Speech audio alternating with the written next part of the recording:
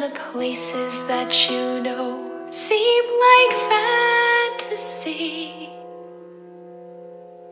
There's a light inside your soul that's still shining in the cold, with the truth, the promise in our hearts. Don't forget, I'm with you in the dark.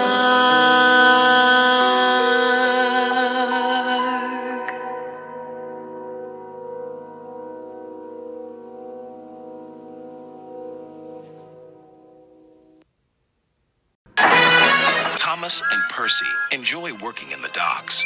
They like the sea air and the sound of the gulls. But one day, the friends were feeling hot and bothered. A crane was causing trouble. His name is Cranky, and this was his first day at the docks. "You useless little bugs," he called from above. "If you put these freight cars on the inside lines, then I wouldn't have so far to travel." "Rubbish," said Thomas. "No crane has ever complained before." "Well, I'm complaining now." And Cranky banged his load down on the quayside. Later, the two engines met Gordon and James and told them about Cranky. "Cranes are airy-fairy things. They need a lot of attention, like me, in fact," said Gordon. "You should see the situation from Cranky's point of view," said James.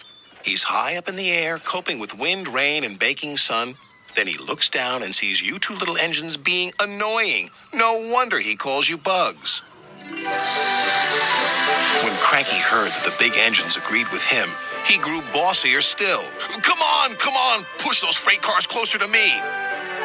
But Percy was too upset to concentrate and pushed the freight cars too far. Poor Percy. Then Cranky played a trick on Thomas. "Push your freight cars onto the outside line. It's easier for me to load up." So Thomas did.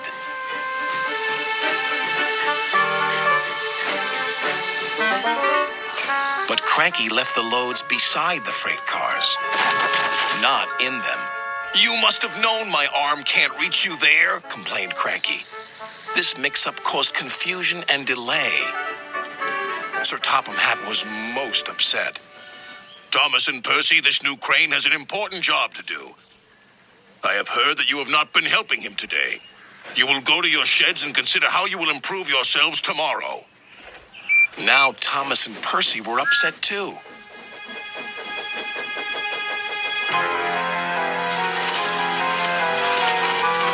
That evening, a big storm raged across the island.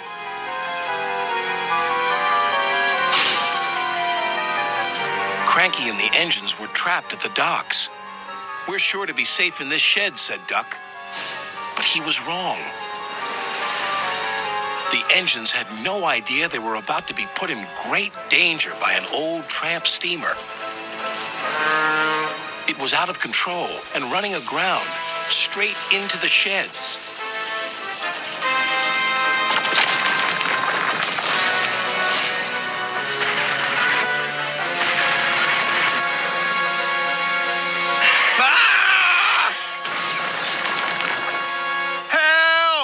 Called the engines from inside the shed. "I can't!" called Cranky.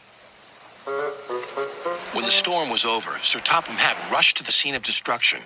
"Thomas and Percy will help you," he called to Cranky. "And then you can help the engines." "Oh, please hurry," cried Cranky, "and tell them I'm sorry I was rude to them." "So it was you," murmured Sir Topham Hatt. "I owe those engines an apology."